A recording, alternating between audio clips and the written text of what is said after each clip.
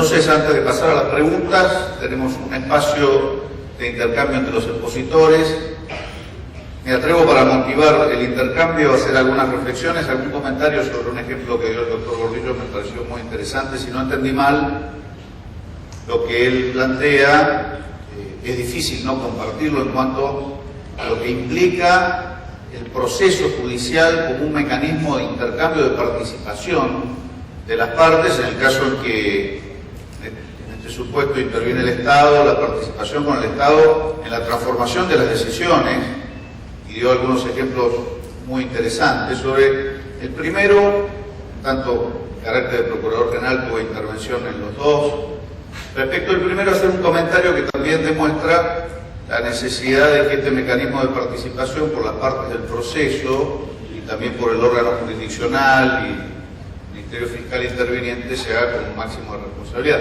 En el caso de la estación de Plaza Francia, donde efectivamente un juez dictó una cautelar, la cautelar fue apelada, el expediente elevado a la Cámara, pasaron muchos meses, la doctora Arbol, procuradora adjunta aquí presente, me levanta las dos manos, no sé si porque tiene ganas de irse, o porque efectivamente fueron 10 meses.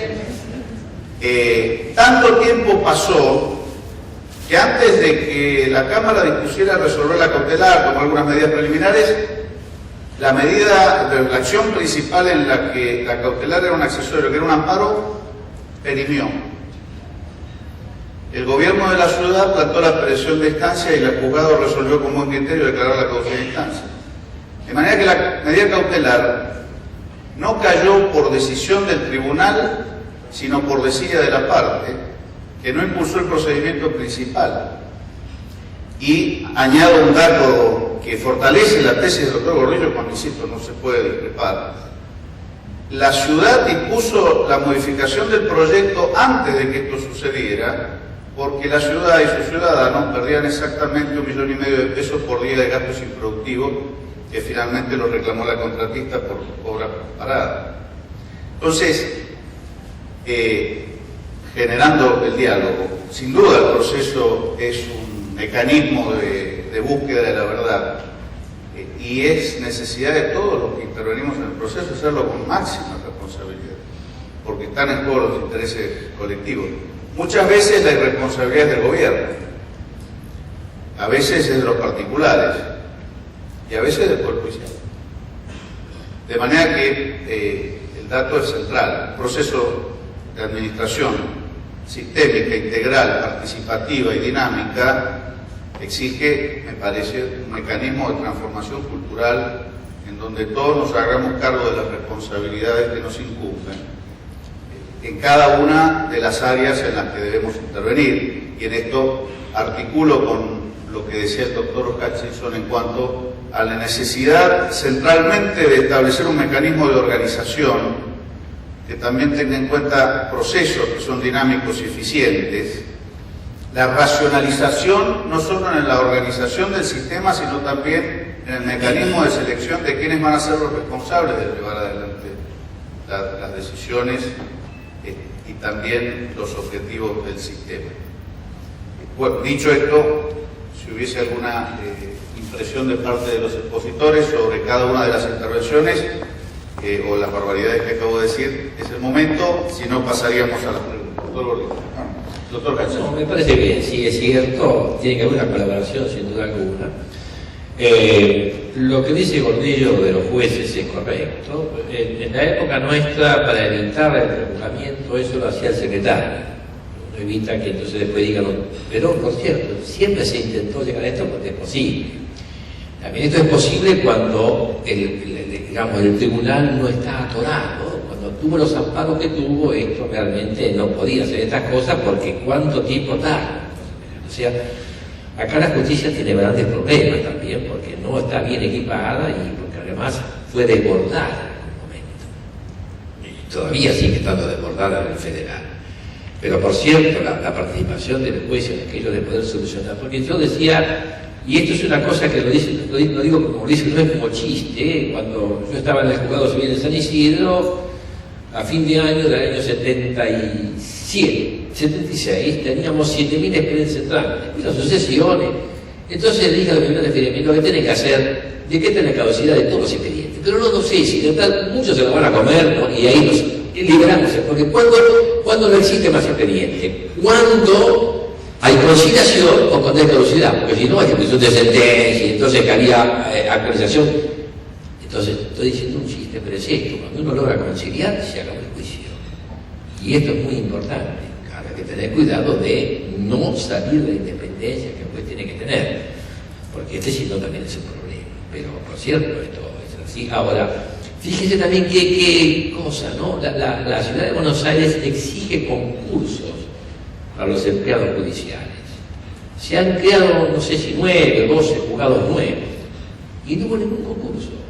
El personal que estaba de más en el Consejo de Magistratura pasó a los juzgados. Los jueces no pagan a nadie. Pasó gente que no conoce derecho. No sé si en un cargo de prosecretario o en un cargo muy alto hay un electricista. Bueno, por cierto, está siempre enchufado, así que quizás sí. No le va a faltar energía, si puede. Exactamente. La primera pregunta para el doctor Gordillo es la siguiente. Debemos identificar a la persona que lo hizo, no sé si sencillamente así, o le pido a Anabela Díaz, si está presente, que nos diga quién es, al solo efecto de canalizar los odios por la pregunta, físicamente. ¿Está Anabela por aquí? No está, sí está. Quiere mantener el anonimato porque le preguntaron lo siguiente, doctor Gordillo. A la luz de la situación actual de nuestro país, ¿cómo piensa que va a evolucionar el derecho administrativo? ¿Podemos hablar de un derecho administrativo global en el corto o mediano plazo? No, en el corto o mediano plazo imposible. En el larguísimo plazo seguro que sí. Ahora, ¿qué es un larguísimo plazo? Y esto es cuestión. Los chinos, por ejemplo, dicen que Mao Zedong decía, el comunismo es un accidente en la historia de China. Dentro de 500 años nadie se va a acordar de él. No le checaba mucho. Pero China tiene 3.000 años, 3.000. Entonces, no es para ahora, no es quizá para dentro de 100 años, pero para dentro de 500 años creo que sí, es la tendencia universal. No, es que es sencillo, ¿no? Yo creo que cometemos, digamos, un error en pensar que la tendencia deba concretarse ya para ser una tendencia. La tendencia se ve, hay infinidad de signos, pero esa infinidad de signos no implican una velocidad, y ni creo que deba haberla. Hay gente que, por ejemplo, yo fui a hablar a Copanelo, un congreso sobre criminalidad, y yo le decía que yo veía la solución en el sistema de la ley americana, que recordaba Mayral, de la ley americana, inglesa, de algún tratado internacional también, de que un juez extranjero sea competente para juzgar los hechos de corrupción ocurridos en otro país. Yo esto lo dije hablando de América Latina y hablando de cómo hay algunos legisladores nacionales que están haciendo acciones en el exterior, con distintas explicaciones, pero digamos, no quiero hacer nombres, pero los hay en Suiza, los hay en Estados Unidos, planteamientos judiciales de legisladores argentinos por corrupción en la Argentina. Y allá no están los jueces que están acá, en esa materia de corrupción. No quiero hacer nombres, me cuesta muchísimo no hacerlo. ¿Qué me dijeron los italianos? Porque yo le dije al final una frase que me la dictó un italiano. Me dice, algo de esto podría ser aplicable en Europa. Me dice, no, porque entonces acá sería la ley del más fuerte. Claro, tienen miedo que Alemania lo juzgue a ellos. ¿Y qué es lo que va a ocurrir? Por supuesto, y a nosotros, ¿quién nos juzga? Estados Unidos. El que tiene las espaldas más grandes es el que termina imponiendo un poco a veces las cosas. Pero si yo, con espaldas más pequeñas, no puedo resolver mis problemas, yo creo que a la sociedad le conviene que se resuelva como se pueda. Y si se puede mejor en el exterior que adentro del país, y bueno, paciencia. El día que nuestro sistema funcione bien, no hará falta ir al exterior a pedir justicia. Muy bien. Muchas gracias, doctor. Para el doctor Hutchinson. Federico Santa Coloma mantendrá el anonimato, seguramente. Allá lo veo, Federico. No lo conozco, pero supongo que está por ahí. ¿Cuáles son los cambios estructurales que deben realizar las administraciones públicas para cubrir las múltiples necesidades de la ciudadanía? Tenemos 2 días para contestar, doctor. Sí, algo yo adelanté, pienso que tiene que ser. Pero ojo, no sé en qué administración piensa usted.